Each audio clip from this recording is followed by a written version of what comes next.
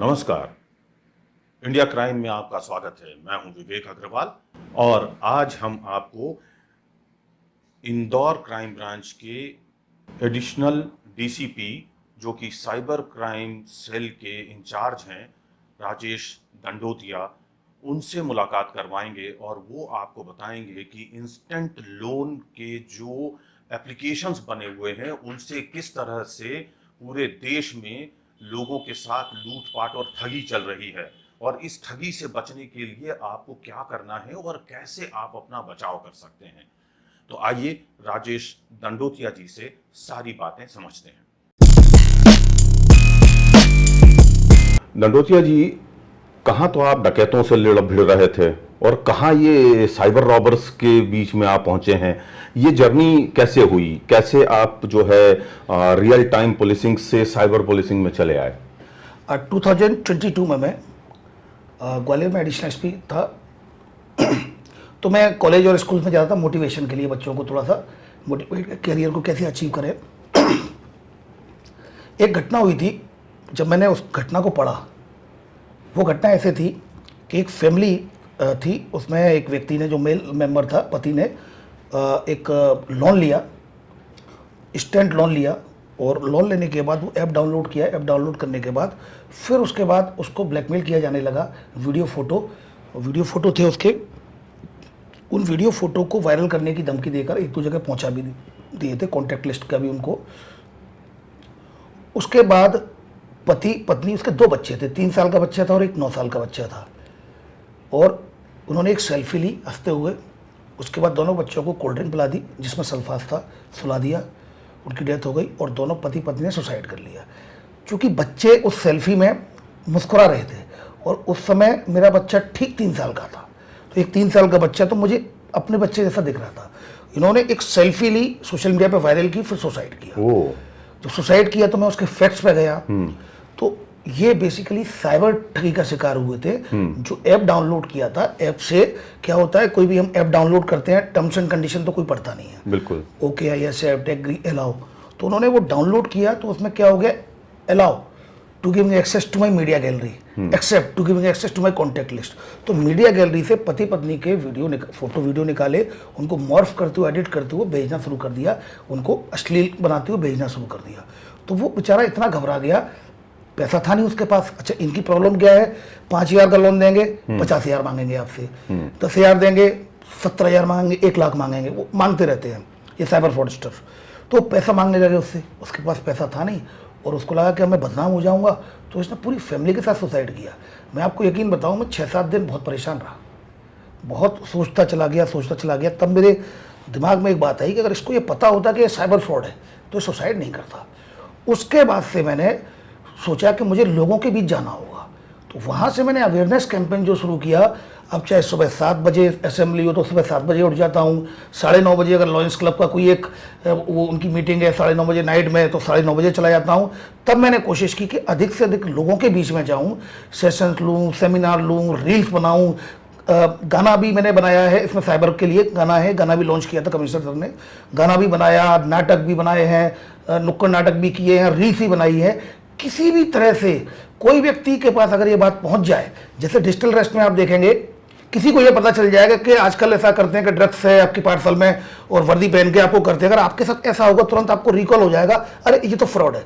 कोई टेक्निकल चीजें नहीं है ये केवल एक बार ही अगर व्यक्ति ने सुन लिया, इतना ही काफी होता है कि इस तरह का फ्रॉड होता है। प्रबोधन जरूरी है। यस, तो वो फिर मैंने किया और आज लगभग 595-600 के करीब मेरे सेशंस हो गए हैं। कई रील्स मैंने बनाई हैं जो मिलियंस में रील्स गई हैं। लगातार मैं कोशिश करता हूं, एडवाइजरी, डिजिटल एडवाइजरी, फ्लेयर्स जारी करना, पोस्टर, इवन चौराहे पर भी मैं पैम्पलेट्स वगैरह डिस्ट्रीब्यूट करता हूं खड़े होके, क्योंकि आप खुद खड़े होते हो वर्दी में तो उसका एक इम्पैक्ट अलग पड़ता है, लोग उसको सीरियसली लेते हैं। वरना पैम्पलेट्स तो सबसे पहले मैं गया था कमिश्नर सर के पास कि सर मैं पैम्पलेट छपवा लिए हैं, इनको पेपर में डाल दें, तो सर ने ये बोला कि सबसे पहले पेपर में से पैम्पलेट उठा के व्यक्ति बाहर करता है, तो कोई नहीं पढ़ता है, तो मैं खुद खड़ा होना होगा। तो फिर मैं चौराहों पर, मॉल्स में खड़े होके ये सारे पेम्पलेट्स डिस्ट्रीब्यूट किए, क्योंकि कहीं ना कहीं किसी भी तरह एक बात पहुंच जाए व्यक्तियों तक कि अननोन वीडियो कॉल अगर आएगा तो सावधान रहें, क्योंकि वो लड़की न्यूड होगी और वो आपका चेहरा स्क्रीनशॉट पर आ जाएगा, तो वो आपको ब्लैकमेल करेगी, सेक्सटॉर्शन का शिकार हो सकते हैं। तो एक बार अगर उनको पता चल जाएगा तो वो भय कम होगा उनका, वो रिपोर्ट करेंगे, वो जागरूक होंगे, इस तरह की घटनाएं कम से कम होने से बचेंगी।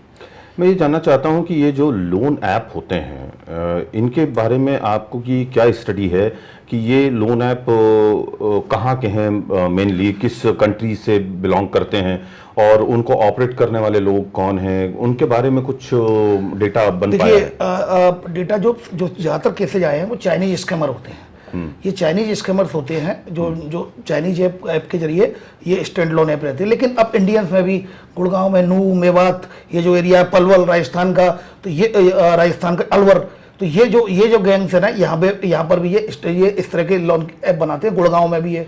तो ये पूरा अपना एनसीआर का एरिया है, और नूह, मेवात और ये अलवर, ये एरिया है जो कि स्टैंड लोन बनाते। हालांकि कई ऐप जो लोन ऐप हैं उनको ब्लॉक भी कराया गया, लेकिन वो तो नए ऐप बनाते जाते हैं। तो आज भी मैं इस पॉडकास्ट के माध्यम से कहना चाहूँगा व्यूअर्स को कि कभी भी कोई भी ऐप डाउनलोड आप करें, चाहे वो स्टैंड लोन का हो या कोई भी गेमिंग ऐप हो, तो अगर कोई भी ऐप डाउनलोड करते हैं आप, तो कृपया करके जो टर्म्स एंड कंडीशंस होती हैं उनको बहुत अच्छे से पढ़ें, क्योंकि एक्सेस आप ही देते हैं, आप ही एक्सेस देंगे, आप ही अलाउ करेंगे, आप ही ओके करेंगे। और आपके ओके करने से आपको पता नहीं है कि आप इतनी जल्दी में होते हैं कि आप ये सोचते हैं कि घूम रहा है, लेट क्यों घूम रहा है, जल्दी से इंस्टॉल हो, लेकिन ये आपके लिए बहुत खतरनाक हो सकता है। आपका पूरा मोबाइल कंप्रोमाइज हो सकता है और फिर आपको ब्लैकमेल किया जा सकता है। यानी कि जब वो लोग अपना ऐप सपोज मैंने डाउनलोड किया, तो मेरी जो फोटो गैलरी है, वीडियो गैलरी है, मेरा जो कॉन्टेक्ट लिस्ट है या मेरे जो अदर डेटा है, वो सारा का सारा फोन उनके पास सब उनके पास चला जाएगा, क्योंकि आपने एक्सेस दे दिया। जी। एक्सेस का मतलब ही क्या होता है? अगर आपने मुझे मेरे मोबाइल का, मैंने आपको कोड दे दिया कि भाई ये है, ये इस कोड से खुल जाएगा, तो खत्म, मैंने आपको मोबाइल दे दिया। आप मेरी मीडिया गैलरी में भी जा सकते हैं, मेरे फोटो भी देख सकते हैं, मेरे इंटीमेट फोटो भी हो सकते हैं, कुछ फैमिली के साथ भी हो सकते हैं, तो कई फोटो हो सकते हैं। तो ऐसी स्थिति में आपका मोबाइल पूरा डाटा उसके पास चला जाएगा। वो काफ़ी डेंजरस है, क्योंकि आजकल व्यक्ति के लिए अगर सबसे महत्वपूर्ण है, जिस तरह बॉडी में सोल इंपॉर्टेंट है, उसी तरह मोबाइल का डाटा व्यक्ति के लिए लाइफ में इंपॉर्टेंट है। तो ये जो लोन ऐप होते हैं, चलिए मान लेते हैं कि वो चाइना से बनते हैं, लेकिन उनमें जो बात करने वाले लोग होते हैं वो इंडियंस होते हैं। चाइनीज ऐप है, देखिए ऐप सेल होते हैं, ऐप को जो फ्रॉडस्टर्स खरीदते हैं, चाइनीज ऐप है। इंडियन ऐप भी हैं, अब तो इंडियन भी बनाते हैं और इनको ऐप को यूज करते हैं, वो खरीद लेते हैं ऑनलाइन। अब डार्क वेब पर ये मिलते हैं। टेलीग्राम चैनल एक बहुत बड़ा हब बनता जा रहा है इन सब एक्टिविटीज़ का, चाहे वो रेंट पर या कमीशन पर अकाउंट लेने की बात हो, जो अकाउंट देते हैं जिसमें स्टूडेंट्स भी फंसते हैं। तो कहीं ना कहीं टेलीग्राम इसका हब बनता जा रहा है, वहाँ पर इस तरह के ग्रुप्स हैं जहाँ बाइंग और सेलिंग होती है चीज़ों की। तो इन ऐप को क्या आपकी जो टीम है वो भी कोशिश करके ट्रैक करके और उनको क्योंकि देखिए जितने भी एप्लीकेशंस हैं या एप्स हैं, उनको आरबीआई से तो नोड मिला हुआ नहीं है, उनकी परमिशन नहीं है कि वो लोग लोन दे सकते हैं और वो वापस वसूल सकते हैं। तो क्या पुलिस ये क्यों नहीं करती कि उन ऐप के बारे में पहले से ही इंफॉर्मेशन निकाले और उनको ब्लॉक करने के लिए अदालत से आदेश ले? हम ऑलरेडी अदालत से आदेश की जरूरत नहीं होती। जिनके रजिस्ट्रेशन नहीं है, जिनके ऐप के लिए हम ऑलरेडी लिखते हैं, ऑलरेडी उनको ब्लॉक भी कराते हैं क्योंकि कोई भी ऐप होगा उसका एक डाटा होगा, वो इंटरनेट यूज करेगा, उसका आईपी एड्रेस होता है, तो हम उसको कंपनी को लिखते हैं ब्लॉक कराने के लिए, हम करते हैं कोशिश, लेकिन इसका कोई फर्क नहीं पड़ता, क्योंकि वो नए नए ऐप वो बनाते रहते हैं और नए नए नाम से बनाते रहते हैं, तो उससे बहुत फर्क नहीं पड़ता। डोमेन चेंज करा लेंगे उसका, तो कोई ऐसा इशू नहीं है। हाँ, लेकिन अगर हम वो प्रोसेस छोड़ तो सकते नहीं उनको ब्लॉक करवाते रहने की? नहीं, हम एमएचए को भी लिखते हो। एमएचए ने भी लगभग 2 लाख से ज़्यादा के ऐप ब्लॉक कराए हैं, वेबसाइट्स ब्लॉक कराई हैं, ऐप ब्लॉक कराए हैं, अकाउंट्स ब्लॉक कराए हैं, सिमें ब्लॉक कराई हैं और IMEI नंबर ब्लॉक कराए हैं I4C ने। तो ये प्रैक्टिस चलती रहती है, रेगुलर प्रैक्टिस है ये। आपने जान ही लिया कि इंस्टेंट लोन देने वाले एप्लीकेशन चीन में बने हुए हैं और ये किस तरह से हमारे ही भारतीय जो लोग हैं, कंप्यूटर के जानकार हैं या इंटरनेट की जानकारी रखने वाले युवा लोग हैं, उनके जरिए हम लोगों को बेवकूफ़ बना रहे हैं और हजारों करोड़ जो रुपए हैं वो हमसे सालों साल लूट रहे हैं। आपको सबसे पहले तो अपनी ज़रूरतें यदि पूरी करनी है तो भारतीय व्यवस्था के तहत भारतीय बैंकों या जो दूसरी एनबीएफसीज कंपनीज हैं या स्मॉल बैंक्स हैं, पतपेढ़ियां हैं, उनसे ही कर्ज लेना चाहिए।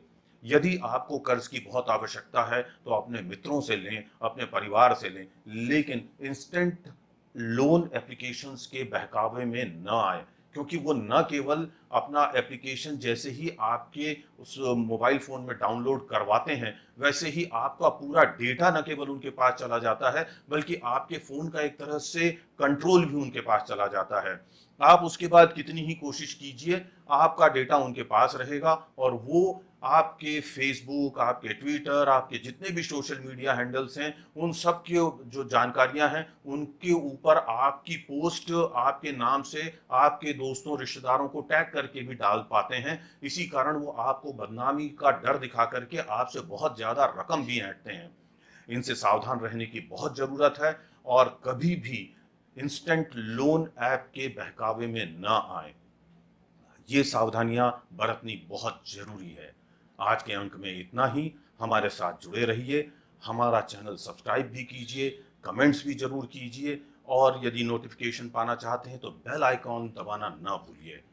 हमारे इस अंक के साथ में आपसे विदा लेते हैं और अगले अंक की तैयारी के लिए हम चाहते हैं कि तब तक आप हमारे पुराने वीडियोस भी देखें और उन पर भी अपनी पसंद और नापसंद जरूर दर्ज करवाएं। बहुत बहुत धन्यवाद, शुक्रिया, जय हिंद।